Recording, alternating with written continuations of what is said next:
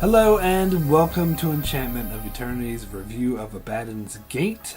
This is book 3 in the Expanse book series, so this video is part of a series of videos where I cover every book of the Expanse series in anticipation for the release of book 8 in March next year. So in this video I will cover book 3 of the Expanse, Abaddon's Gate.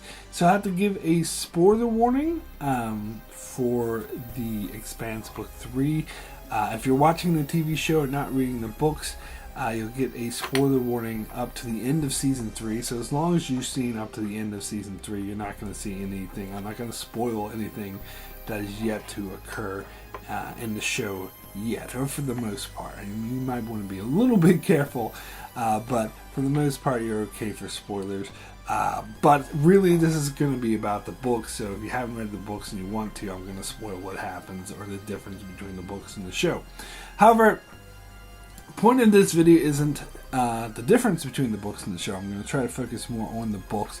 However, just because the show's in my mind, I'm probably going to bring it up from time to time and compare the book to the show, especially because I have a lot I want to say about comparing the book to the show, but I'm trying to save those for my book to show comparison reviews. But I'm still in season 2. I haven't gotten up to season 3 yet, so it's probably going to be a long time before I get up to this material. So I kind of really want to talk about it, so I'm going to have to hold myself back from talking about it and try to just focus more on the book, but from time to time I might bring up the differences. So Abaddon's Gate, and I think I mentioned this before, is, I'm pretty sure it's safe to say it's my favorite book of the Expanse series. After just reading it again, I'm confirmed how much I do love this book a lot. It's hard to say compared to the first 2 books, because the first 2 books I had seen the TV show, or at least for book 1 I had seen the TV show. For book 2 I saw half of the TV show. So I knew pretty much the events, and I already had like a version in my mind before going in. Abaddon's Gate was the first book that I read that I was completely came in fresh, not having seen, because I read it before season 3 was released, so I hadn't seen anything about the books from the show. So I mean, I don't know if that affects why I like this book so much, but I would also put it above the later books, which I also really liked. But to me, this has it's been a while since I've read the later books, so maybe I'll change my mind after rereading them. But for me, this book just gels in a way that the other books don't do, and it has a way of keeping your interest, and it just sucked me in and got me involved in the world, and it developed the characters in a really nice way, and it had a really nice dynamic and mix between the characters. Now, if you saw my reviews for the earlier books, I talked about how there was a format with the Expanse books where book 1 had 2 viewpoint characters, and halfway through the book the 2 viewpoint characters came together, and so the second half they were together, and then book 2 kind of splintered this into quarters where there's 4 viewpoint characters, and a quarter way through the book 2 of them met up and the other 2 met up, and then halfway through the book all 4 of them met up, so it was like boom boom boom. And so it set this formula that the Expanse books follows. Now book 3 actually kind of broke that formula, because it did have 4 viewpoint characters, just like book 2 did. However, they don't really do that joining up thing. They kind of go ins and outs. Like you get, so the 4 viewpoint characters of Abaddon's Gate are James Holden, of course, always a viewpoint character, and then 3 new characters, Anna Valavadov, can't say her full name properly, so I'll just call her Pastor Anna, and Melba, whose real name is actually Clarissa Mal, which unlike the show is revealed immediately. You know immediately it is Clarissa Mal, so the sister of the doomed Julie Mal, and a new character, Mr. Baka, who is often referred to as Bull. So the book follows these 4 viewpoint characters, but instead of having that formula where some of them, where 2 of them meet up and then halfway through they all meet up, they kind of go in and out with each other, and I kind of like that. It's a change. They're changing things up and making it a bit more spontaneous and less formulaic, because you have Anna and Melba kind of meet up from time to time on the Thomas Prince, and then you have Melba drift into James Holden's storyline, and then you have Anna drift into the James Holden storyline, and then Melba sort of goes with Bull, and then Anna goes with Bull, and then James goes with Bull, and so it's just like a shuffling of characters, and not the formula, oh, these 2 are together, now these 4 together. It just shows 4 viewpoint characters who go sort of ins and outs. I think it's still kind of held back by the fact that it doesn't have any of the other Rocinante Cruz viewpoint characters. So whenever there's something going on with Naomi or Alex, there has to be another viewpoint character there to see what they're up to. Like they have to have Melba there to see what Naomi's up to, or Anna there to see what Amos is up to, which is kind of a fault, I guess, of this format, which they break in future books by just splintering off and just not having specific amount of viewpoint characters and just having a whole bunch of them, which does change the dynamic quite a bit. But I still think it works for this book, and I think it is a bit more spontaneous.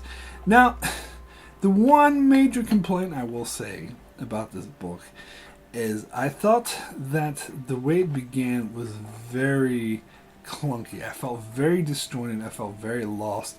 And this is kind of me. I'm kind of like to have a very firm beginning, middle, and end. I'm kind of old-fashioned that way, where I like to have a very firm first act that really introduces the world and gets me established into what's going on. Whereas, and for the main thing about this book is that it's very clunkily introduces the concept of the ring gate, which I thought even the TV show did a better job, because at least they had a montage of Avasarala talking while you saw the gate forming. Where here, they just have a prologue where it's focused on this like daredevil belter, and it's just casually mentioned in the background, because at the end of book 2 we saw the big thing leave Venus, like the proto-molecule where arrows crashed in the crash site and it left Venus, this weird thing. We have no idea, everyone's scared, they don't know what it is, some weird thing floating off into space. And then all of a sudden, oh, there's a ring gate around Uranus, and that was the thing on Venus. Like, I think that's kind of too important of a thing to gloss over the way that this book does, and so that's what actually really irritated me. And I felt like I was missing a part. Did I miss? I would like look through the books. Did I miss a chapter? Am I missing something? Maybe there's a short story in between that explains this more. But I felt like I missed something. Like they didn't really get into. I think this ring gate, the protomolecule thingy, is important enough that they should have spent more time saying, yes, it flew out to Uranus, it created this ring gate, and nobody knows what it is, and everyone's studying it. But instead of like really taking the time to hammer this home, it was trying kind of just glossed over in the background during this daredevil belter who ends up flying through the gate storyline. And I think a lot of people like this chapter, or like the part about the daredevil belter who just flies through it, but I actually didn't like this chapter, and the main reason is because of the clunky way it introduced the ring gate. If they had taken the time to properly set up the ring gate, then I wouldn't have had an issue with this chapter at all. I wouldn't mind the prologue. I think it would be kind of funny that the belter tries to fly through and he gets smashed against the wall. And again, surprisingly, this is something I thought the TV show handled better, because again, they had like a montage of the belter and first established the ring gate a bit more. But if you're thinking, oh, you like the show better, well, maybe you didn't see my reviews on the show, because as I said, Abaddon's Gate I think is my favorite book, and this is the issue with the setup is pretty much the only issue I have with it. And I was very disappointed with the way this was adapted by the TV show. I still enjoyed a lot of the episodes that covered some of this material. I still enjoyed season 3 of The Expanse. I thought it was much better than a lot of other TV shows, just because of the strength of the source material. But for my money, they didn't spend enough time adapting this book, because they only went through it. The first two books they went through in like 15 episodes. This book they went through in 7 episodes, and it felt incredibly rushed. And they glossed over a lot of my favorite parts of the books and a lot of the character developments. They changed a lot of things that I think lost something. So going back and reading this book again, I'm reminded of just how great it is and how much the show is actually missing.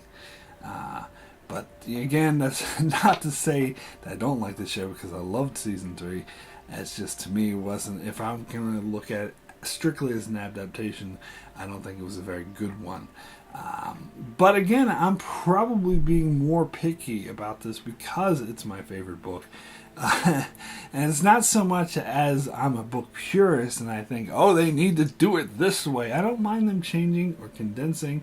I just think that they did it a bit too fast, a bit too disjointed, a bit too rushed, and they missed out on a lot of things. But anyway, let me focus more on the book now. So, one thing I like is, and I talked about this a bit in my review of the last book, is that the books are very different than the show, because the show tried to blend everything together, whereas the books feel more like, well, it feels more like a traditional 90s television show where there's huge gaps in between seasons, and there's like a year-long gap, and we come back in the next season, everyone's a year older, and there's all the stuff they've been through, or like a series of movies with sequels where there's the next sequel will be years after, and the people would go on an adventure and have different things, and we catch up with the crew of the Rocinante again, and that's exactly what they do in this book as well, where apparently the Rocinante, we see them, they're used to taking on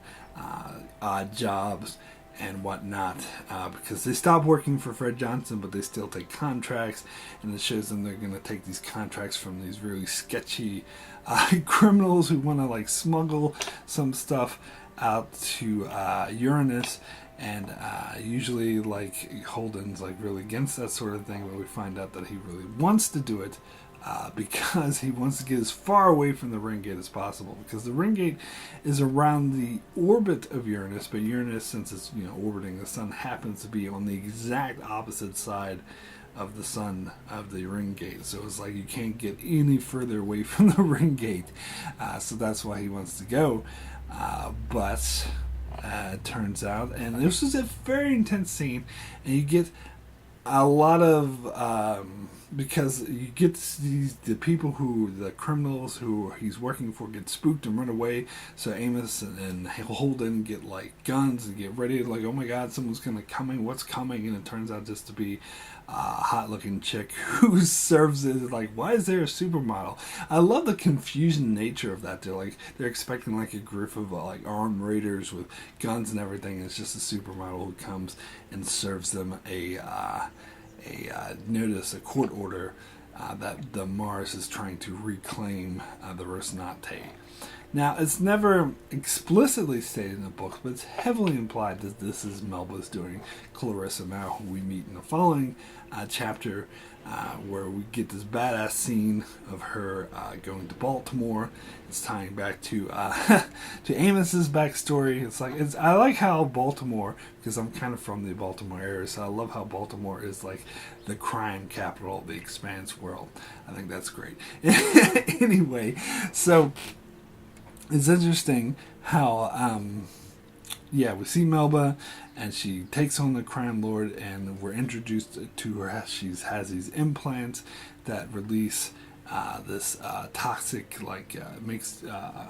drug that makes her like a super soldier that was created for use in the military, but it was never used widely because it has side effects that it makes the user very strong, powerful, and pretty much invincible, but only for like 5 minutes or so, and then afterwards they get violently ill and just throw up. So that's why it was never used, and because that's not practical in a battle situation where you're super invincible, but then all of a sudden you're throwing up because the enemy can just go and kill you while you're throwing up. But she uses it for her purposes, and she's like rich, so she gets it from the black market or whatever. And we get a really cool scene of the gangster trying to screw her over, where she's, because she wants to put herself on the Thomas Prince to go out to the ring gate and have a whole new identity, which is Melba. And the gangster tries to screw her over, and she uses the implants to kill him and kill all these like big muscular dudes. And she's introduced as a really thin, tiny, frail looking girl, and so to have her just totally kill these people. And when I was reading this chapter, I always imagine like the Matrix sort of thing, where it's like done in like sort of slow motion, because that's how it's described in the novel. It's described how time sort of moves slowly for her after she takes the drugs. And so I always pictured like a Matrix type thing where you see the slow motion, the bullets slowly whiz past, and she's able to like predict. I think the Sherlock Holmes movie did this as well. So I don't know if it's because I had specific expectations. I might chalk this up to specific expectations, but I was really disappointed that the show glossed over all of this. It didn't show any of the legal trickery, any of the battles, the setup that Melba did. It was just all of a sudden, Holden was all of a sudden out at the ring gate. All of a sudden, Melba was on the Thomas Prince, and they didn't take the time to introduce what the hell her implants were. I know a lot of people who hadn't read the books didn't really get what was going on with Melba and her drugs and how she had super strength. It took them a while to get that, because I think they glossed over this. Honestly, I just love the way it was set up in the books. And again, I wouldn't mind if the show changed it, as long as they did it as well, which they didn't. But sorry, just try to stop talking about the show. Anyway, it's interesting because then we got the storyline with Monica Stewart.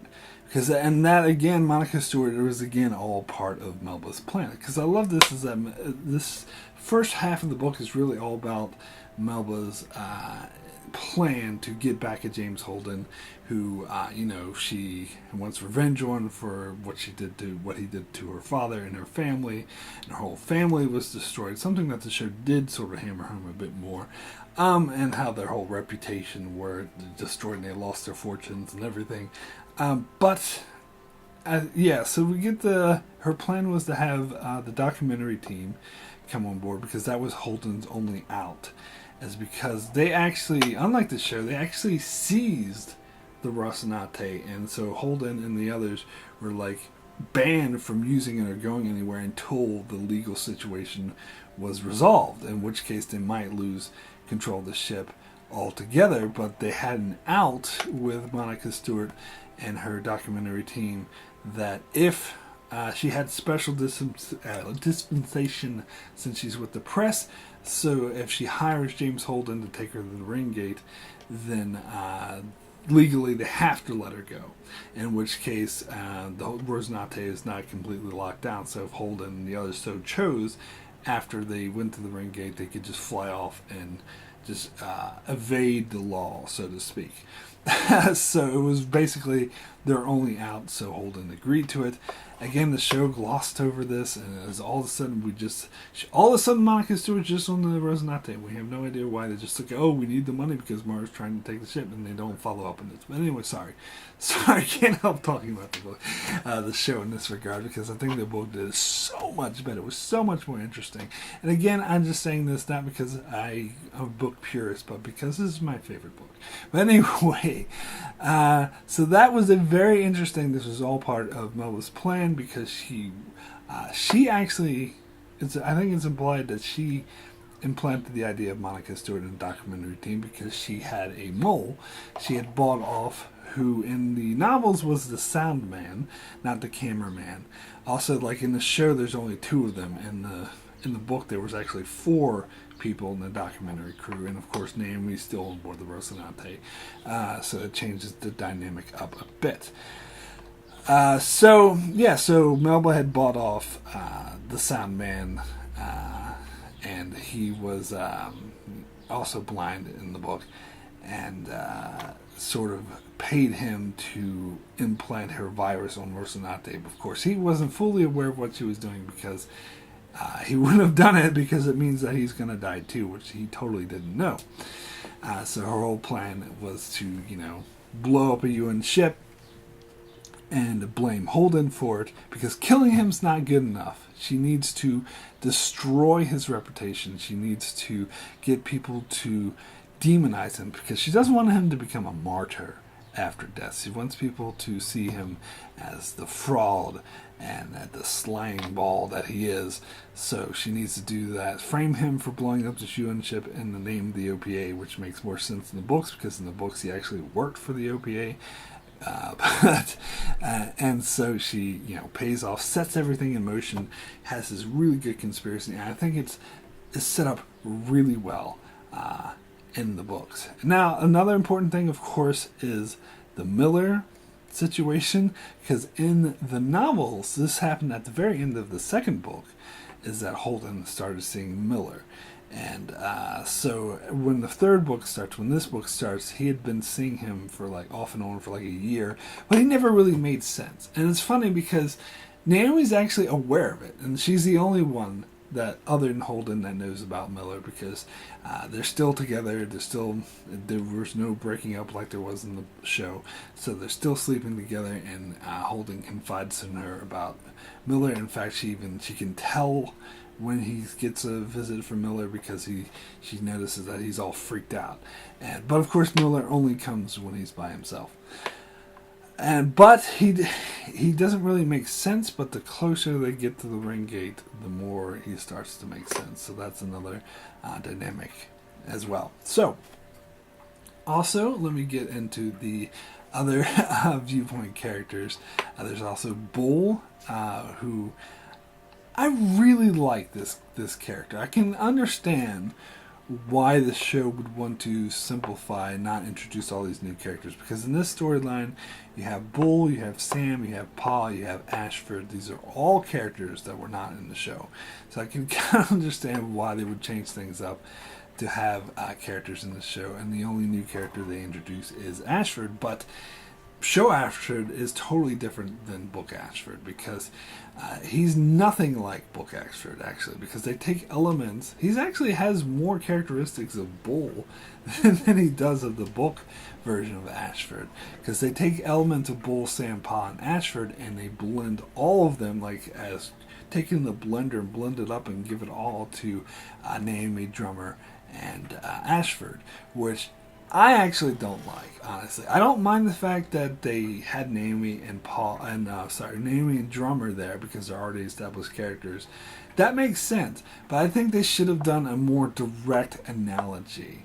I think show Ashford should have been the same as book Ashford.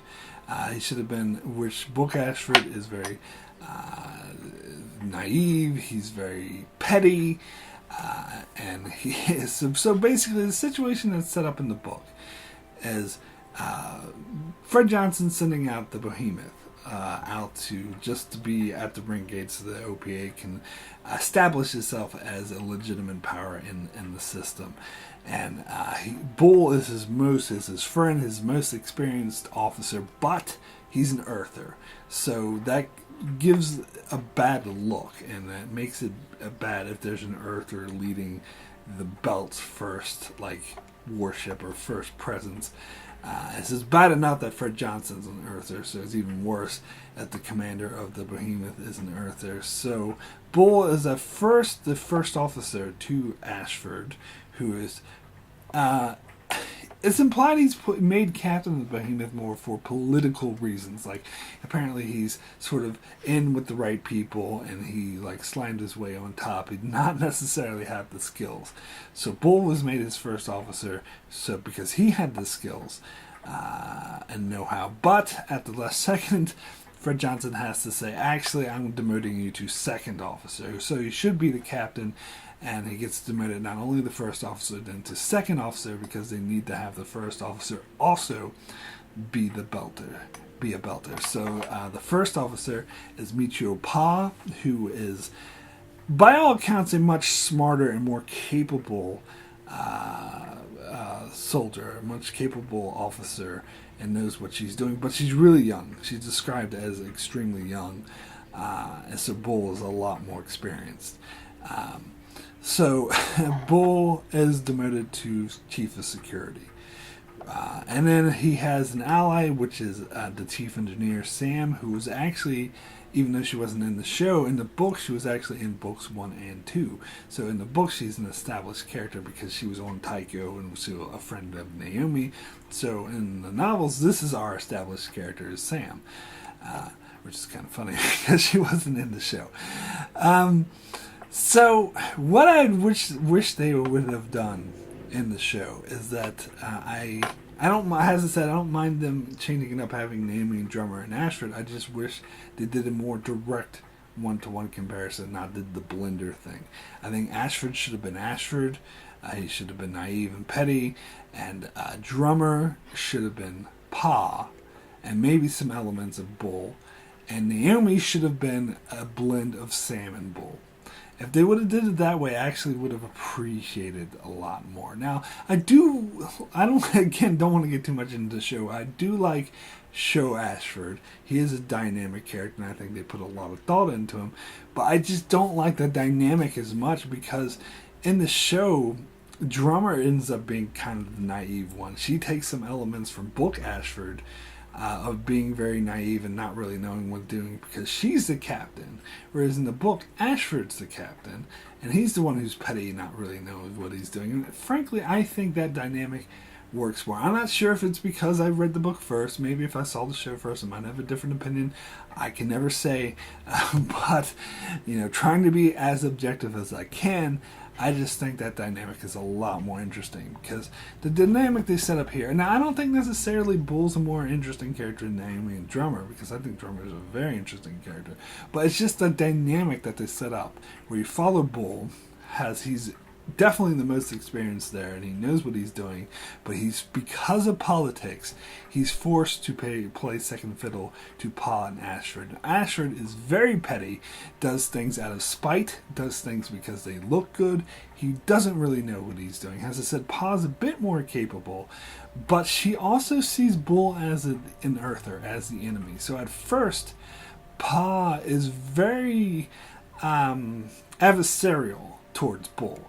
And they start off on the wrong foot. And I remember Bull, they even mentioned that Bull was very sad about this. He was disappointed that he made an enemy of Pa because he didn't want to. Because he saw that she was a capable officer. Ashford, he didn't give a fuck because he saw that he was just a putz who didn't deserve to be captain. And Sam, of course, is a loyal friend to Bull.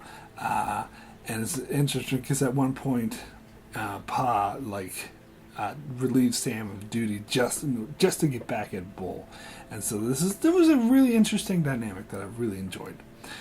Anyway, another main character is Pastor Anna, and again, she has a really good introduction in the book because we see her. She's on Europa, and she's a part of the colony there, and we see her confront a abusive husband who's abusing a member of her church or her group. So she stands up to him, and he tries to intimidate her and kick her ass, and she just takes out a taser and shoots him.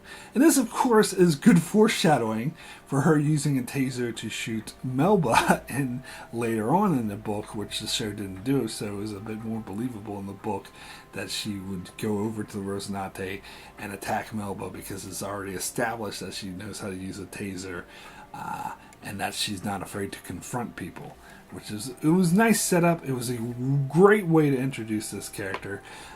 However, I will say that I think her Viewpoint chapters were probably my least favorite of the book. I did find them, being completely honest, I did find them a bit boring, particularly the earlier chapters. But they were well structured and they did help establish, because there was a lot of early chapters aboard when she was aboard the Thomas Prince where she was just talking to Tilly, who's a socialite friend who's rich, who will definitely come into play later on, and also it establishes Father Hank, Hector Cortez, who's this very stuck up. He's friends with the Secretary General. Oh, another important change from the book to the show is Secretary General is still Gillis at this point, although at the end of the book he loses to someone else. not Avasarala, but someone else, but it says that Avasarala people, or Hector Cortez, thinks that Avasarala was behind the reason why Gillis lost. But in the show, Avasarala is already Secretary General, but that doesn't happen in the books till a bit later. But anyway, yeah, so most of these chapters I found a bit boring, but it does help establish Tilly and Cortez. And also, like, she meets this other guy who's a religious, her type of religion wants her to set up service, so she sets up service, and she meets a bunch of other people, some Martians, some UN, and well, no, that later is Martian, sorry. At the moment, she's only Thomas Princess. She meets the UN. Once she's aboard the Behemoth, she starts to integrate even more people into her group, and she gets some Martians and some Belters as well. And it's funny because when the UN soldiers use like slang, like derogatory terms like skinnies and dusters, she's very much against this and shoots them down and saying that's just a way to demonize or distance or treat these people as the people they deserve respect. So that was all really interesting, but these chapters certainly weren't as good as the other three main chapters, so every time I got to them I was like, alright, let's just get through this and get to the good stuff. But as I said, they were all it was good structure, it was good establishment, because this came into play later on towards the end, where she had a devoted group of followers who was able to follow her to support Bull and Holden.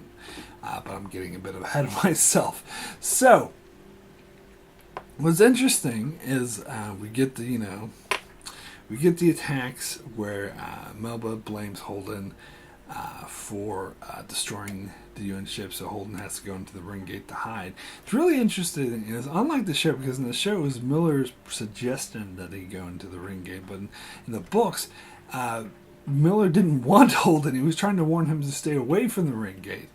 But once he was there, Miller was able to communicate with Holden a lot more freely. Now, what's interesting is that to discover that Elio, the sound guy, was the one who planted the thing on board.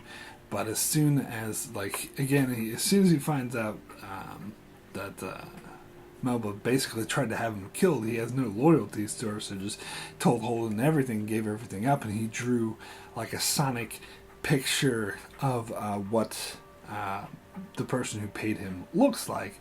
And of course he did a picture of Clarissa Mal, which Holden just saw Julie, because he was already convinced that the protomolecule, he thought the protomolecule was responsible for bringing him there and forcing him to the ring gate.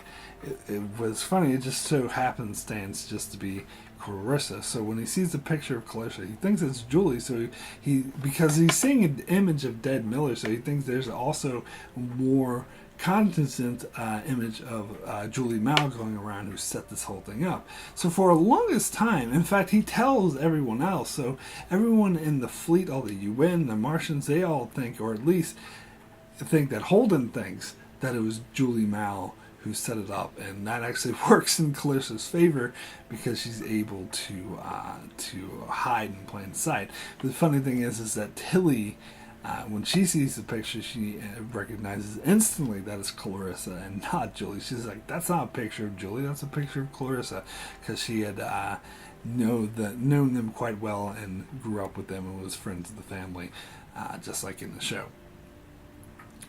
So that was very interesting, and then we get the whole scenes were very intense, where the Rosenat, they had to go into the ring gate and all the other ships went in after them, and of course Holden went to the station with Miller, and we stayed on board on the Rosenate, and while Holden, and we get this amazing scene, it was great seeing this visualized in the show, where Holden activates the thing and sees all the imagery, and then you get the Martians, of course, in the books. Bobby Draper's not in the books, which I did kind of like the show's version of having her there. But it's funny because even in the books they even mention several times, oh, I wish Bobby Draper was here, which is pretty cool. But anyway, so the Martians are a lot more sort of assholes, so they charge in, and Holden's like, hey, let's talk about this, and they immediately start shooting at him, but of course the protomolecule station stops them. And I kind of like it because and this might be budget reasons, but in the books, it's described as like these insectoid type statues, like these really alien looking statues that are kind of implied they're kind of robotic in nature, that's just standing there. And when the Martians start firing, like one just instantly comes to life and just rips the Martian apart and kills him, which is a bit different than what they did in the show. Probably budget reason, but I did like the idea of these insectoid type statue things that made it very creepy.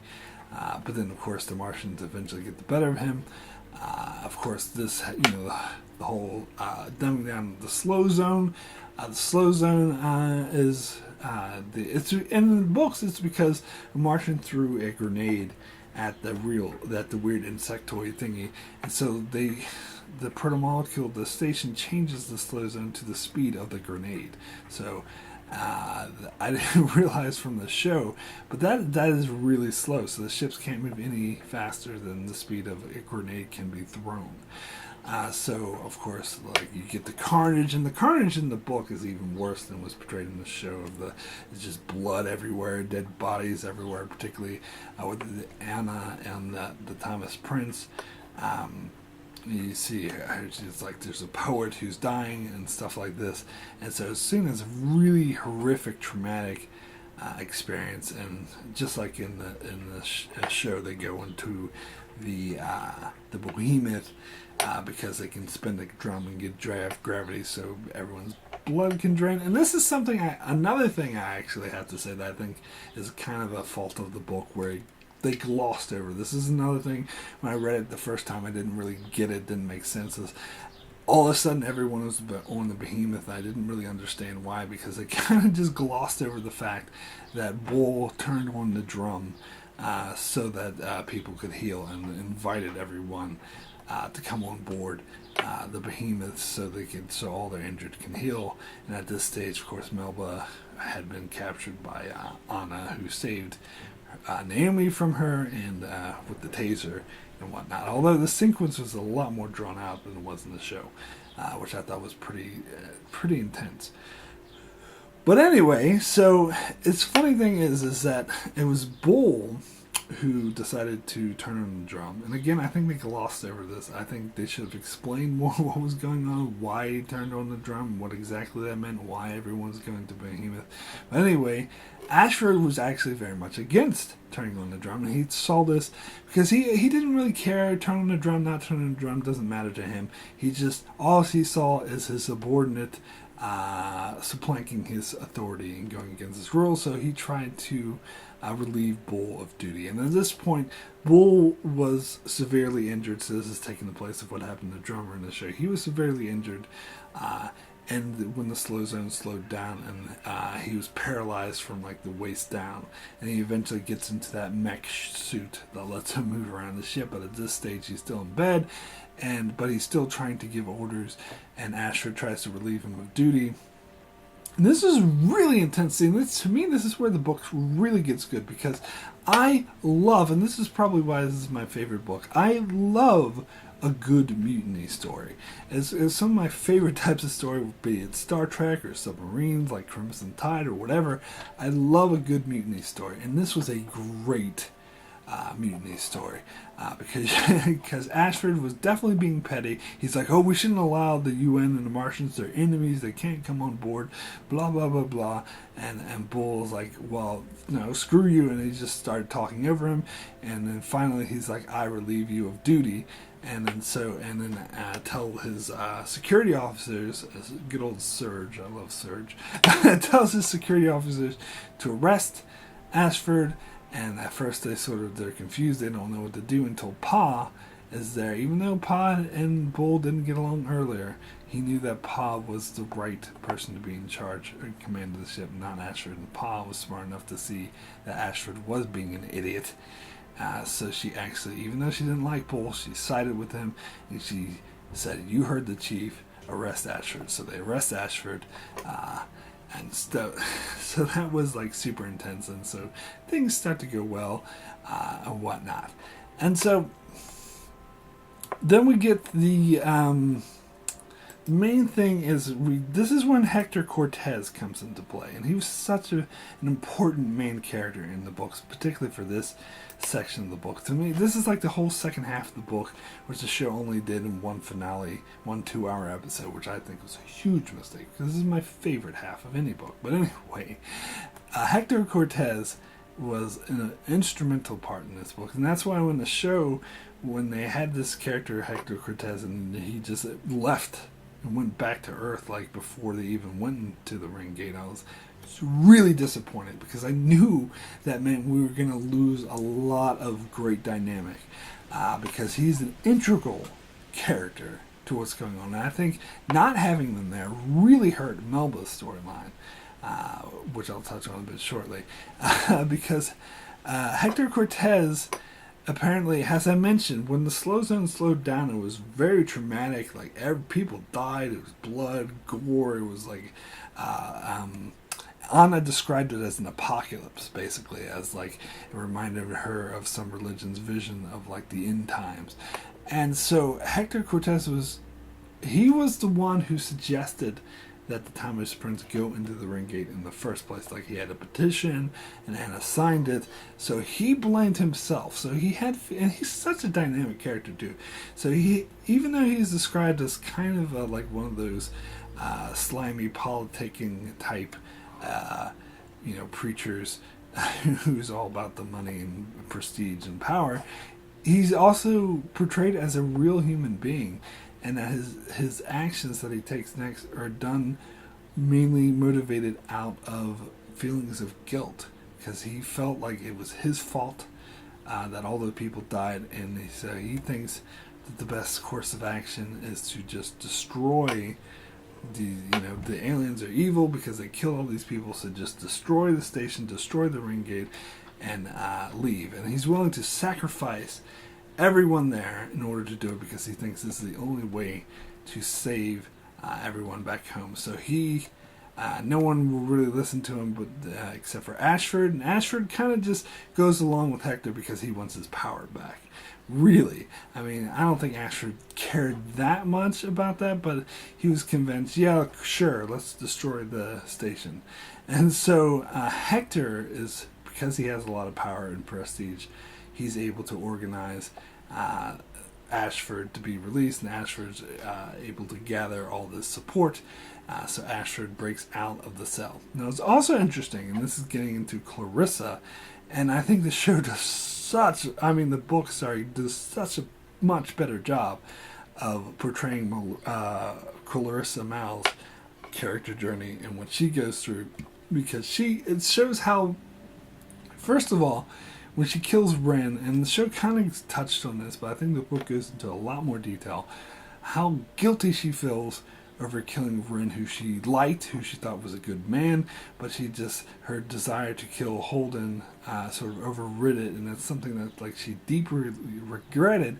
And even when she attacked Naomi, she deeply regretted that, and the fact, and we get this whole storyline with Anna actually, because in the books, Tilly didn't die. So Tilly visits Clarissa and tries to help her. She convinced Anna to try to help her.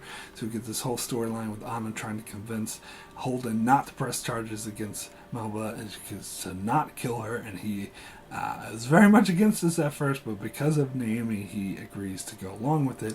And so Melba starts to look at Holden and Naomi in a different light, starts to think, starts to question everything she did, and starts to feel, and the more she does, the more guilt she feels over having blown up the UN ship and having killed Ren, and she starts to realize that everything she's done is a mistake. So she's kind of in a similar situation as Hector Cortez, where she's just overridden with guilt and she thinks everything's her fault. So Hector Cortez actually goes to her and enlists her help as well, and at first she kind of just ignores him and just doesn't talk to him, but eventually when he starts touching on feelings of redemption and remorse, that gets to her, and she doesn't care that it's going to kill her, because she knows she doesn't have a bright future anyway, and she doesn't really mind dying, but she likes the idea of redeeming herself, of doing something to save humanity and to save the people back home. And so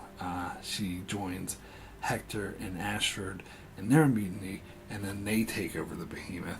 And then again, this whole mutiny storyline was awesome.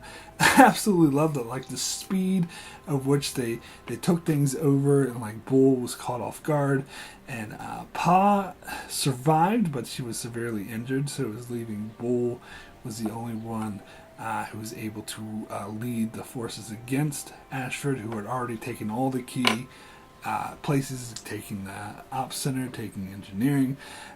So Bull gets the help of Sam, and Sam, of course, knows the Rocinante crew, so she pulls them in it, and so the Rocinante crew end up teaming up with Bull and his men to try to take back the ship. And then Anna, as I said, they had already met Anna at this stage because she had saved Naomi, and so they get her on their side as well, and she brings with her again her whole group, pastor, her whole church group, whatever, which includes a lot of soldiers from the UN, Mars, and the Belt, who join their side. And she, makes a broadcast with Monica Stewart to try to convince everyone to turn off their ships, because, of course, something Holden learned from Miller is that not only is what Ashford's planning to do with destroying the stations a bad idea, that's actually going to get Earth destroyed, because he saw in his vision that the protomolecule creators or the stations or whatever, if they see something as a threat, they will just destroy it, even if it's an entire solar system. They're capable of doing that, and he realizes this, and no one will really believe him. Even the people who join up with him, like Bull and Sam, they don't really believe him. They just know it's a good idea to stop Ashford from doing what he's doing.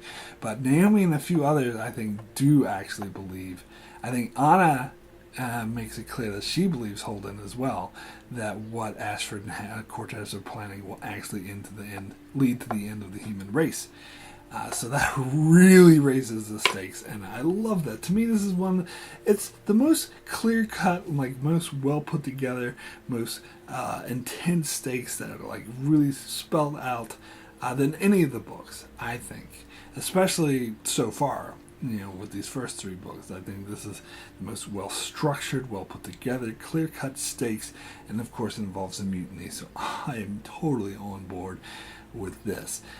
So we get Anna trying to, going on the broadcast with Monica Stewart, had already established like a broadcast station on the Behemoth, Radio Free Slow Zone, I think she calls it, and so Anna goes on board, and it's different in the show, because in the show my brother describes it as kind of like a Sally Struthers, oh, please turn off your engines. It doesn't come off that way in the books. In the books, it's more like an intelligent conversation.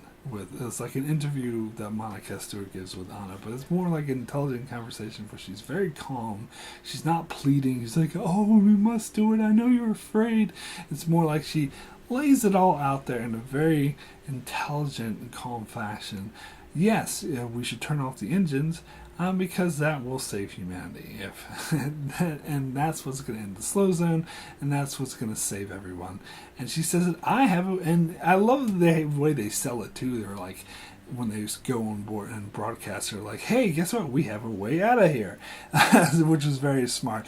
But strategically, one of the reasons why she's doing it, and this wasn't the case in the show, is Bull is kind of using this as bait, because he knows how petty Ashford is, and he knows that as soon as Ashford sees this broadcast, that he's going to try to shut it down. He's going to send men, armed men, to stop the broadcast at all costs. So he's using it as distraction, so Holden, and Naomi can go take engineering, which is what is important, so they can turn off the weapon before they can destroy the station. So it's a huge battle sequence. And then, of course, we get the scene where, Sam is working in engineering for Ashford, and he's trying to get her to get the weapon online to destroy the station. And she's purposely procrastinating. She's purposely stalling to put Ashford off. But eventually Ashford catches on to this, so he calls her and her second in command, in engineering, on to the op center, and asks, well, how long is this going to take? And she says it's going to take another 6 hours. So she asks her second in command, hey, is that true? She's like, no, it's not true. It will take 2 hours at best. So he takes out his gun and shoots Sam in the face. And that was such an intense moment. And I love, like, the feeling here is that, oh, they're all going to die anyway, so who cares if you just shoot an innocent engineer in the face. And the show tried to do a different version with this, with some dude named Gregory or whatever, and that there was a pale shadow to what they did here. What they did here was just so much better, so much more intense. Shot the engineer in the face and went to the second command. It's like, you're in command of engineering now. Get it done in 2 hours. The clock's ticking. He did it, like, said that in a very, like, psychotic way too. And it was such a great scene. Absolutely loved it, and it showed exactly the kind of man he was up against. This is when Hector Cortez was sort of starting to maybe question what he was doing, and then we get some philosophical arguments between Hector and Anna, where Hector is telling Anna that she's just being selfish and wants her desire to escape the ring get in the way of what they really need to do to save humanity, but she's saying that he's being guilt-ridden. And he's letting his feelings of guilt and all the people who died and how he thinks he's responsible for that override to what they really need to do, which is actually to turn off their engines. And I love that. It's such a great dynamic, and these conversations really illustrate, more so than anything, that all the sides are just doing what they think is right. They're both doing what things needs to be done to humanity, and some people obviously think Holden's story is crazy, and other people can see that Ashford doesn't really know what the fuck he's doing, and they kind of had that dynamic in the show, but it didn't work as well, in my opinion. Some factors didn't work, like Ashford wasn't an idiot in the show, so I think that was a downside, because here it's clear that Ashford is an idiot, and so doesn't, I don't know, I just think the dynamic was really golden, and it gelled, and it really works. So we got a really bloody, like, I was almost not even a mutiny, it's more like a civil war. I mean, the way to describe all the people, all the fighting that was going on in engineering to retake engineering, and then you had all the fighting that was going on where the broadcasts were, where the Amos was defending Anna and Monica Stewart while Ashford's men tried to take the... And also, there was another traumatic event where where Ashford just stopped the drum that was spinning. So all of a sudden the drum stopped, and so you had almost another situation where the slow zone slowed down, were not as tragic, but they kind of implied that a lot of other more people got injured or killed when Ashford just ceased the drum immediately. So it was a lot more bloody, a lot more intense, and this is something I really loved about the book that I think the show was totally missing, was Melba's turn. I think this was really, and especially reading the book for a second time, I'm going to see how well it actually was handled. Not just compared to the show, just in general. Like, this is masterfully constructed, because as I said, you already got the thing where Melba was feeling guilt, and she's starting to rethink of what she did to Holden, and she already sees Holden namely in a different light, but she's going with Hector and Ashford because she thinks it's the right thing to do. But she also really looks up to and appreciates Anna, because Anna was being very helpful to her. So when she sees the broadcast of Anna, she starts to question which side she's on. And of course Hector's there, so every time she asks him questions, are we really doing the right thing? And he's like, yes, we are, blah blah blah, she's just afraid, blah blah blah. And but you see her slowly start to get convinced in a very well constructed way that totally makes sense, that she's starting to realize that she is in fact on the wrong side, and she's starting to believe that Anna is the right side. And Anna speaks directly to Melba at one point, and speaks to her and begs her to open the airlocks, because apparently, like, at this stage Bull had died. He had blew himself up with a grenade in order to stop the Belters who stole the Martian power armor. Uh, and there was only, and so it was like a huge force that Holden, Bull, and Naomi were involved in that had like Belters, Martians, some UN soldiers, and it was like a big bloody battle, and the only survivors are 4 people: Holden, Naomi, and then 1 Belter security guy and 1 Martian sharpshooter. And they were the only 4 people to survive, and they're like trying to shoot their way onto the bridge, but they can't because the doors are open. So Anna begs Melba to open the door, so she does. And then Holden gets in, but then they're in a standstill because Ashford still has a bit more firepower. So they're just sitting there shooting at each other until Melba realizes, and Anna restates that what they need to do is shut down the ships. So, and Ashford is about to start the weapon to destroy the station, so she realizes that's not what it's, so she kicks his ass and then disables the ship, and the day is saved. Amazing! Amazing ending. Absolutely loved it. Very well earned. Very well constructed. And then you get an epilogue too, which makes things a bit more interesting, where Anna begs Holden to take Melba back on the Rocinante, take her back to Earth to be imprisoned, but on the Rocinante because Anna's too afraid that if she goes on the other ship, they'll kill her. And so Holden doesn't want to, but he feels he owes Anna a favor, so he does. Oh, and also this resolves the legal situation, which was never resolved in the show, of the Mars wanting the Rocinante, is that Anna goes, in order to get this favor from Holden, Anna goes to Tilly and gets Tilly to buy the Rocinante from the Martians and give it to Holden. So it's officially his, so it doesn't have to worry about legal battles anymore. And this is why it's important that Tilly's still alive, by the way. Which I thought that was great. And then so on the way back to Earth, we get this, the epilogue aftermath, where the crew actually starts to, except for Holden really, but the crew starts to warm up to Clarissa, particularly Amos, which will be important for future books. I don't know how they can handle this in the show because they didn't have this. Maybe flashbacks? I don't know. But it starts to develop this friendship between Amos and Melba, which was really interesting. And of course, you get the scene with the Miller being very ominous, saying that the ring gates are open, but he's going to need Holden to go there and investigate what's going on because he needs to go to the other side. And he pretty much explains that the proto-molecule, we know that the creators were destroyed by something, and he doesn't know what. So basically, the station and all the things, they're just automated.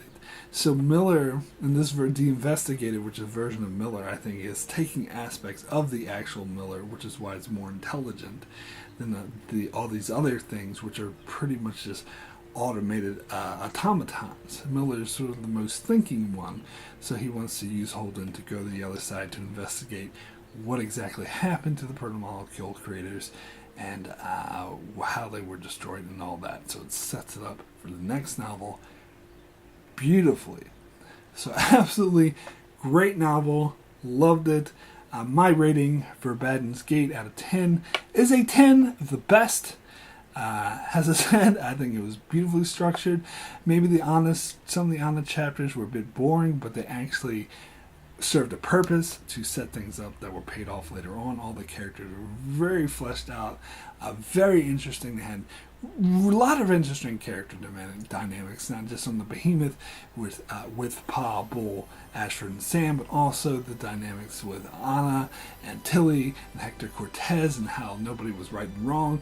That's what I really love about this book, is unlike the first book where there were definitely evil villains, there were sociopaths, there was Dresden, there was Jules Pierre Mao, there was Dr. Strickland, who were all sociopaths who had parts of the brain removed. Here you didn't have that.